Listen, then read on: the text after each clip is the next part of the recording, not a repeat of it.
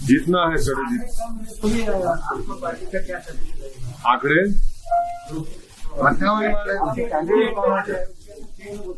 हाँ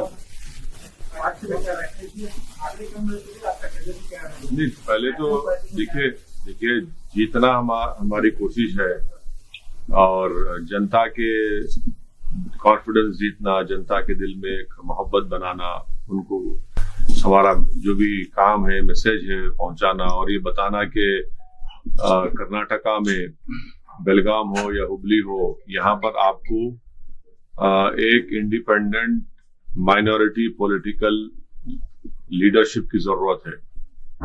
और खास तौर से कर्नाटका में जो जनता ने जिनको अपना एमएलए बनाया, वो लोग धोखा देकर या अपनी आइडियोलॉजी की जो भी था उनका जाके बीजेपी को सपोर्ट किए, तो उसकी वजह से आज बीजेपी यहाँ पावर में है। तो इसलिए एक बहुत बड़ा यहाँ पर जरूरत भी है, वैक्यूम भी है, और उसीलिए एमआईएम पार्टी ये लोकल बॉडी इलेक्शंस में हिस्सा ले रही है। और हमारा मानना ये है कि शुरुआत है, और इंशाअल्लाह ताला यहाँ से हमको कामयाबी मिलेंगी। तो और भी जितने इलेक्शंस होंगे उसमें हम लोग कंटेस्ट करेंगे। तो क्या चुनाव में लड़ेंगे सर? एजेंडा डेवलपमेंट है, वार्ड्स का एजेंडा, ग्रास रूट लेवल पर एक लीडरशिप को पैदा करना है, और ये बहुत बड़ा अहम काम है जिसके लिए हम पूरे मुल्क में, मैं जाता हूँ पूरे मुल्क में, यही हमारा काम है। सर आपके फॉलोअर्स बहुत ज्यादा है इधर बेलगाम में, लेकिन एक्टिविटीज कौन है? इलेक्शन के टाइम में उतना ही आप सामने लोगों के सामने जाएंगे तो रिस्पॉन्स कैसे मिलेगा? फॉलोअर्स तो बहुत ज्यादा है इधर बेलगाम में आपके बात, लेकिन रहबरी सही नहीं हो रही इधर पर। क्यों ऐसा क्यों हो रहा है? ठीक है, आप भी थोड़ा रहबरी करो हमारी आप भी रहबरी करो, काम आसान हो जाएगा इंशाल्लाह। अभी आप पूछ लिए, दूसरों को पूछना तो पूछना दो। आप दो सवाल। सर अपने स्टेट इलेक्शन में जेडीएस के साथ अलायंस थे, ये लोकल बॉडी इलेक्शन में क्यों अलायंस क्यों नहीं हुए? जेडीएस के साथ असेंबली इलेक्शन में हम लोग सपोर्ट करे, कैंडिडेट नहीं खड़ा करे थे हम लोग। तो उसके बाद हम रियलाइज करे कि जेडीएस गलती की कांग्रेस के साथ अलायंस करके। मेरे को अच्छी तरह याद है कि जब कुमारस्वामी साहब फोन किए थे, उनको फोन करके बोले कि मेरा ओथ है, आप आइए। मैं उनको बोला कि मैं नहीं आ सकता हूँ साहब, आप बहुत बड़ी गलती कर रहे, ये अलायंस करके इससे आपके पार्टी को भी नुकसान होगा, और जो लोग वोट डाले आपको उनको भी बड़ी मायूसी होगी। और दोनों चीजें सच साबित हुई। इसलिए हमारा, और तीसरी बात यह है कि इस इलेक्शन में हमारा किसी से भी अलायंस नहीं है, ना हम उनसे बात किए ना उन्होंने हमारे से बात की। आगे के इलेक्शन में यही मुद्दा रखेंगे आप बताइए। अब देखिए, जिंदगी का भरोसा नहीं है, ना आपकी जिंदगी का भरोसा, ना मेरी जिंदगी का भरोसा है। फ्यूचर में क्या होता इसका मैं कोई नहीं बता सकता। देखेंगे आगे जाके क्या होता, क्या नहीं हो सकता, क्या पॉसिबिलिटी है नहीं है, वो तो वक्त ही बता सकता। और जब हुआ तो बताएंगे, नहीं हुआ तो ऐसा नहीं। कांग्रेस ये सवाल उठाता है कि बीजेपी का बी टीम एमआईएम है, उनको इधर पॉसिबिलिटी है। बिल्कुल उनका बोलना सही है, क्योंकि राहुल गांधी को मैं हराया अमेठी में जाके, मैं गया था ना, मैं ठहरा उनके सामने, तो उन्होंने हार गए। तो उन्होंने वायनाड को आए, वहां जीत गए। सर इलेक्शन के ये कांग्रेस पार्टी का इग्नोरेंस है, एरोगेंस है। इनके इतने एमएलए बीजेपी के गोद में जाके बैठ गए, मेरे से पूछ के गए, या सिद्धारामैया डीके से पूछ के गए। कर्नाटका में आपकी पार्टी से मुस्लिम एमपी नहीं जीतता, मेरी वजह से। 183 seats Congress BJP Hindi belt पे लड़े। आपको मालूम कितने सीट जीती कांग्रेस? 183, ओनली 15 मेरी वजह से। मैं तो नॉर्थ हिंदी स्पीकिंग स्टेट्स में किशनगंज में एक सीट थी हमारा, वहां हम थर्ड आए, 3 लाख वोट लिए, तो कांग्रेस 350 लिया। तो कांग्रेस पार्टी का मामला ये है कि उन्होंने ये चाहते हैं कि कभी भी, बल्कि हर सेकुलर पार्टी ये चाहती है कि कभी भी मुसलमानों का एक पॉलिटिकल लीडरशिप इवॉल्व ना हो, और वो ये समझते कि मुसलमान जो है सिर्फ उनकी गुलामी करना, कैदी बन के रहना और उन्होंने जैसा बोले उठना, उन्होंने जैसा बोले सो जाना। हम ये बोल रहे हैं कि हम भारत की डेमोक्रेसी में हमको हमारा हिस्सा मिलना चाहिए, और वो उस वक्त मिलेगा जब हम इलेक्शन लड़ेंगे और वोट डालते आए। अब वोट डालना भी पड़ेगा अपने अपने पार्टी कैंडिडेट्स को। ये हमारी सोच है, ये हमारा काम है। और इनका मसला ये है कि अब ये बोलते हैं कि आप कुछ मत बोलो, आप खामोश बैठो, खामोश बैठो। खामोश बैठने से क्या मिला? कुछ नहीं मिला ना। पार्लियामेंट में आप देख लीजिए, जब अनलॉफुल एक्टिविटीज प्रिवेंशन एक्ट आया, जिसकी वजह से आज बहुत से इंटेलेक्चुअल्स, बहुत से स्टूडेंट्स, बहुत से दलित समाज के लोग, ट्राइबल समाज के लोग और यंग मुस्लिम्स को बीजेपी सेंट्रल गवर्नमेंट यूएपीए में डाल रही है। कौन सपोर्ट करा लोकसभा में? कांग्रेस। राज्यसभा में कौन सपोर्ट करे? कांग्रेस। आप हर जगह पे बीजेपी को सपोर्ट करते लॉस बनाने में, और वो लॉस का इस्तेमाल इन तमाम लोगों पे होता, और आपको और आप हम पे उंगली उठाते। तो ये कांग्रेस पार्टी, इसी वजह से इनका ये हाल हो चुका है। आगे भी बुरा हाल होगा इंशाल्लाह। आपकी बेदारी पैदा करने के बावजूद भी बड़ी तादाद में एक बड़ा जुमरा कांग्रेस से जुड़ा हुआ है, कांग्रेस का साथ छोड़ने के लिए तैयार नहीं, क्या वजह? नहीं, जमहूरियत है, जमहूरियत है, हर एक को इख्तियार है अपनी आवाज उठाने का, अपने फैसले लेने का। भाई यहां तक तो आप मानते हैं ना कि बहुत से लोग तो बेदार हो चुके हैं। बेदार तो हो गए ना, आप भी आगे भी होंगे इंशाअल्लाह। एक आदमी बेदार हो गया एक हजारों में, उन्हें सब कुछ जगह देता हूं। एक आदमी उठना खाली, हजारों को उठाने का नहीं। एक आदमी उठ गया तो सबको उठा देता हूं, और उठेंगे इंशाअल्लाह। बीजेपी को हो रहा है ना, कहाँ हो रहा बताओ आप? आप एग्जाम्पल दो मेरे को। कर्नाटक में नहीं, आप एग्जाम्पल देना। आप जर्नलिस्ट है तो आप एग्जाम्पल दे के सवाल करो, मैं आपको अभी आपके यहाँ पे 6 कैंडिडेट हैं सर। हाँ, 6 कैंडिडेट का फायदा बीजेपी को होगा ना, उसे कितने यहाँ पे, कितने एक जुमला, कितने वार्ड से मेरे भाई? 58 वार्ड है। हाँ, 58 कितने पे नहीं लड़ रहे हम लोग? 6 मैच में भीख हूँ, बोलो आप 6 नहीं लड़े तो कितने बचते? नहीं, आप प्लीज बोलो भाई। 6 अगर नहीं लड़े तो कितने बचते? हाँ, अब 52 में फायदा होता मेरी वजह से। हाँ, अरे 6 लड़े तो 52 में से फायदा होता। आप तो जीनियस है ना, मैं नहीं हूँ जीनियस। बाकी सब जगह नहीं, सुनिए 6 लड़े तो आप बोले फायदा हो रहा, नहीं लड़े तो फायदा होता क्या? आप ये बोलना चाह रहे ना, वो नहीं होता। लेकिन सर जो मुसलमानों की तादाद ज्यादा है, वैसे वार्ड में 2, 4, 5 ऐसे मुस्लिम कैंडिडेट हैं। हाँ, तो इंशाल्लाह सब मिलकर हम कामयाब करेंगे। सर एक मिनट, जो हालात है सेंट्रल गवर्नमेंट, स्टेट गवर्नमेंट के, जो हर चीज महंगी हो रही है, इसके बावजूद भी लोग अपने आप को समझ क्यों नहीं पा रहे, या पॉलिटिकल जो अपोजिशन पार्टियां हैं लोगों को समझाने में नाकाम हो चुकी है? क्या बीजेपी और कांग्रेस एडजस्टमेंट की गवर्नमेंट चला रहे हैं हिंदुस्तान? बिल्कुल चला रहे। वही तो बोला ना आपको, वही तो बोला ना मैं। तुम मेरी पीठ खुजाओ, मैं तुम्हारी पीठ खुजा दूं। वही काम हो रहा। तो इस पब्लिक का हाल क्या होगा? पब्लिक तो परेशान है, पब्लिक का बुरा हाल है, पब्लिक तकलीफ में है। कोविड सेकेंड वेव के दौरान में इतने लोग हमारे मुल्क में, ऑक्सीजन नहीं मिला, दवाएं नहीं मिली, बेड्स नहीं मिला, चाहे कर्नाटका हो, दिल्ली हो, यूपी हो, कई बड़े बड़े सिटीज में, मुंबई हो, यहाँ पे नहीं मिला उन लोगों को। और ऑक्सीजन नहीं मिलता। हमारे मुल्क के होम मिनिस्टर जनाब अमित शाह मार्च एंड में, अप्रैल में पूछते, इस साल के स्टेट से पूछते आपका ने कितना ऑक्सीजन है, कितना होना आपको। पेट्रोल, यकीनन सही बोल रहे हैं आप, पेट्रोल की कीमत आसमान पे चले गई। तो ये चीजें हैं, पब्लिक में गुस्सा है, पब्लिक में तकलीफ हो रही है, पब्लिक में बहुत एंगर है, मगर उसको कैपिटलाइज करना भी आना ना, उसको बोलना चाहिए, उसको रिफ्लेक्ट करना चाहिए। वो नहीं हो रहा। तो ये इसीलिए क्यों नहीं हो रहा, क्या हो रहा, वो अब देखेंगे आप सर इंशाल्लाह। इधर कोई भी बीजेपी के खिलाफ एक लफ्ज भी बोलेगा या तो उसको जेल होता है या तो परेशान होता है, लेकिन आप इतना सारा बोलते हैं बीजेपी के खिलाफ, मोदी के खिलाफ, तो आपको सुनिए, क्या डर है आपका? सुनिए, आपको खुशी होंगी मैं जेल गया तो बोला, आपको खुशी होंगी मेरी मौत से?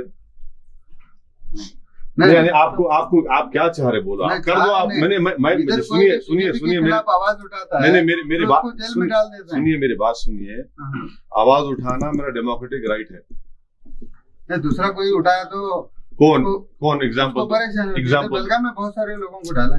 तो अरे भाई आप लोग चाह रहे क्या? मेरा राइट है, मैं उठा रहा हूं, मैं पार्लियामेंट में बोलता हूं। अब आप नहीं बोल सके तो मैं क्या करूं? आप खाली यूं कहे तो मैं क्या करूं? आप जाके मोदी गले लपट लिए तो मैं क्या करूं? आपको बोलना नहीं आया तो मैं क्या करूं? अगर आप गूंगे हैं तो मैं जबान डालूं क्या? तो अब आपको बोलने का तरीका भी आना। तो ये सवाल है, उनसे पूछो ना, उनको कुछ जेल नहीं जा रहे, कोई नहीं जेल जा रहा। जेल कौन जा रहा? जेल को जाने वाले क्या कांग्रेस के लोग हैं? कौन जा रहा जेल को? जेल को जा रहा दलित, जेल को जा रहा मुसलमान, जेल को जा रहा आदिवासी और इंटेलेक्चुअल्स। कौन से कांग्रेस के लोग जेल को जा रहे? कुछ भी नहीं जा रहे। सर इलेक्शन के बाद जो भी रिजल्ट हो बेलगाम की आवाम सपोर्ट कर रही है आपके कैंडिडेट को, इलेक्शन के बाद में भी काम रहेगा पार्टी का? बिल्कुल रहना चाहिए, काम होना चाहिए, मेहनत करना चाहिए। हम भी उनको मॉनिटर करेंगे, उनको समझाएंगे, उनको एनकरेज करेंगे और उनको जिम्मेदारी का एहसास दिलाएंगे कि अवाम ने आपके लिए एतमाद करके, मोहब्बत करके आपको कामयाब किया, वोट दिया। वोट देना खुद बहुत बड़ी कॉन्फिडेंस की बात है, जीतना तो और बड़ी खुशी की बात है, मगर वोट देना भी बहुत बड़ी एक हौसला अफजाई देते हर एक पार्टी को, उस पर काम करना। सर अफगानिस्तान के बारे में क्या बोलना भाई अफगानिस्तान के बारे में? इस वक्त हिंदुस्तान का रोल क्या होना चाहिए? हाँ? इस मामले में मेरे को क्या करना है अफगानिस्तान से? आपका स्टेटमेंट? ना मेरा ससुराल वहां का है, ना हमारे गए वहां पे, ताल्लुक ही नहीं है अपने को अफगानिस्तान से। अफगानिस्तान में क्या हो रहा है मोदी जी से पूछो आप लोग। 20 साल में क्या करे वहां पे? $3 बिलियन वहां खर्चा करे, क्या करे? सो है वो हर साल 800-900 बच्चों को बुलाते थे अफगानिस्तान से, पढ़ाते थे बच्चियों को engineering, medicine, Indian military academy में ट्रेनिंग देते थे। ऐसे 16,000 लोगों को हम लोग ट्रेनिंग दिए 20 साल में। अब इन्हों क्या करें, इनसे पूछना ना, इन्हों जवाब ही नहीं देते, वेट एंड वॉच बोलते खाली। प्राइस बढ़ गया पेट्रोल का, वेट एंड वॉच, तो हर चीज वेट एंड वॉच है इनका।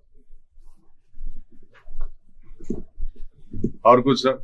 बेलगाम जनता के बारे, बेलगाम जनता को क्या कहना? बस मैं उनसे गुजारिश करने आया हूं कि आप मुझ पर भरोसा करिए, हमारी पार्टी पर एक भरोसा करिए, एतमाद करिए। और हमारा मकसद ये है कि बेलगाम में आपकी एक लीडरशिप को बनाना, आपको लीडर बनाना, ताकि आने वाले फ्यूचर में आप आगे बढ़कर बेलगाम हो, कर्नाटका में आप एक बहुत बड़ा रोल प्ले कर सके। ये हमारा मकसद और पैगाम है। और यकीनन हम उनसे अपील करेंगे हमारे लिए दुआ भी करो आप। आने वाले वक्त में आप पूरे हिंदुस्तान में एक अपोजिशन का रोल अदा करने के मौके पर है, ऐसा लग रहा है? अभी नहीं कर रहे, अभी भी कर रहे हैं। जितना हो सकता है बिल्कुल अपोजिशन कर रहे हैं। पार्लियामेंट में कोई आप बताओ कि हर बिल के ऊपर हम मुखालिफत कर दे। ओबीसी का बिल आया तो हम बोले कास्ट सेंसस कराओ, क्यों नहीं करा रहे कास्ट सेंसस? 50% का ब्रीच क्रॉस करो आप। और उसमें जैसा महाराष्ट्र में वहां पे कौन है भाई? आप बी टीम बोल रहे हैं, कांग्रेस को नहीं बोलते बी टीम। आप शिवसेना गोद में बैठी हुई है कांग्रेस, शिवसेना गोद में बैठी हुई है कांग्रेस, दोनों क्या दूल्हे भाई हो गए? हाँ, वहां पे वोट लिए, ओवैसी को वोट मत दो, नहीं तो बीजेपी शिवसेना आती। इलेक्शनों के बाद तीनों मिलकर निकाह कर लिए। तो ये क्या है? ये इसको अपॉर्चुनिज्म बोलेंगे या सेकुलरिज्म बोलेंगे, कम्युनिज्म बोलेंगे? और वही शिवसेना का चीफ मिनिस्टर असेंबली में खड़े रह के बोलता है कि हमारे को फखर है हम बाबरी मस्जिद को तोड़े। आप पावर में है, कांग्रेस वाले उनके साथ, वो कम्युनिज्म नहीं है। यहाँ 6 सीट लड़े तो पेट में दर्द हो रहा। तो यही तो हम बता रहे कि मकसद क्या है कि मुस्लिम पॉलिटिकल एम्पावरमेंट कभी नहीं होना। और मेरा मानना यह है कि ये मुल्क ताकतवर होगा जो मुस्लिम पॉलिटिकल एम्पावरमेंट होगा। और एम्पावरमेंट कैसा होगा? वोट डालने से नहीं, लीडर बनने से होगा। कोई भी पॉलिटिकल पार्टी में, ये नाम नेहाद सेकुलर पार्टियों में, एक बताओ आप कौन है मुस्लिम लीडर? बल्कि पूरे कंट्री में बताओ कौन है? एक लीडर बताओ ना, कोई छोड़ दो, मैं तो गली का लीडर भी नहीं हूं, मैं तो कौन है बताओ? तो उनको ये किसी को भी पसंद नहीं है। हमारा ये बोलना है कि भाई हर कास्ट का, हर कम्युनिटी का लीडर है। सिद्धरामैया कुर्बा कम्युनिटी के नहीं है, येदुरप्पा लिंगायत कम्युनिटी के नहीं है, यादव फैमिली से, डीके वोकालिगा के नहीं है। आप कहीं को नहीं बनते भाई, आप भी बनो। सब जने अपना अपना कर रहे तो आप भी करो ना भाई, इसमें बुरी बात क्या है? जहां पे मुसलमान करामा, नहीं नहीं नहीं तुम नहीं करना, तुम खाली मुशायरा करना, तुम खाली खजूर खाना, तुम खाली हम तुम्हारे पास आते टोपी पहनते, बस उतना ही कर लो। इस मुल्क की पॉलिटिक्स की रियलिटी ये है कि जिसके पास पॉलिटिकल इंडिपेंडेंट लीडरशिप है उसी का काम होता, नहीं तो खाली गुलामी करते रहना आप जाके। हम यही बोल रहे कि आप आइए, लीडर बनिए, अपनी बात को उठाइए, डेमोक्रेसी को मजबूत करिए।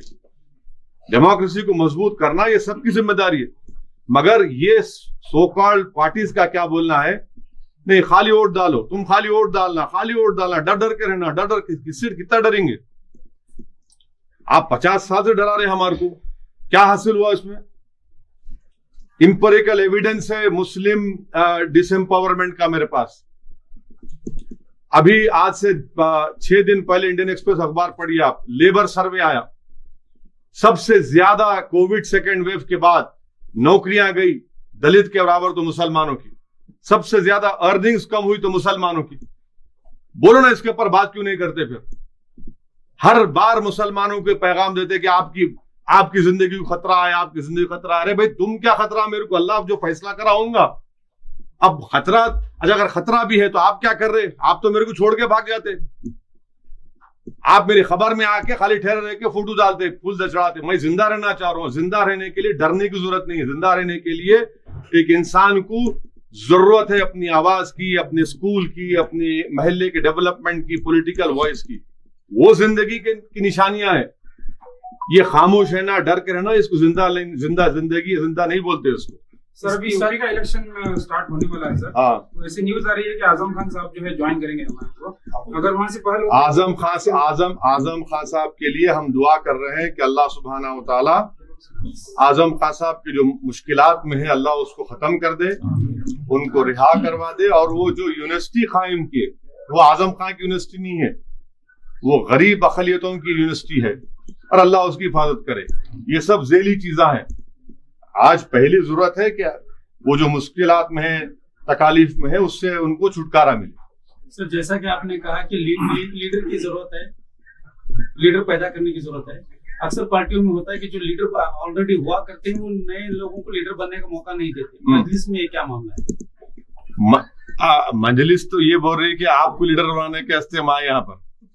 मजलिस ये बोल रही, मजलिस तो यही बोल रही कि आपको लीडर बनाने को हम यहाँ पर आए। आप बनो, आप कायद बनो, आप नेता बनो, आप आगे बढ़ो, आप खाली नारे मारने वाले मत बनो। आप ये बैंड बाजा कभी देखे? आप बैंड बाजा देखे कभी? बैंड बाजा में क्या होता?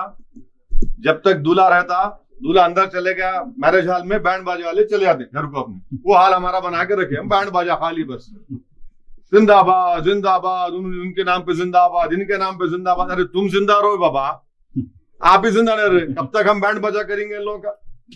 आप बजा दो इन लोगों का इलेक्शन में, आप हीरो बनते फिर। सर आने वाला लोकसभा इलेक्शन जो है बीजेपी के लिए, अपोजिशन के लिए इतना कामयाब हो सकता है? क्या बीजेपी फिर आने वाले इलेक्शन में अपनी जो ये सरकार बना सकती है? अभी तो बहुत दूर है वो, 2024 में है। कभी इतना जल्दी उसके बारे में बोलना मुश्किल है। 2024 में देखना क्या होता, जब अभी तो टाइम है उसको बहुत। सर वो M+M के बारे में आप सुना होगा? हाँ, उसके बारे में आप क्या राय? I am only for MIM.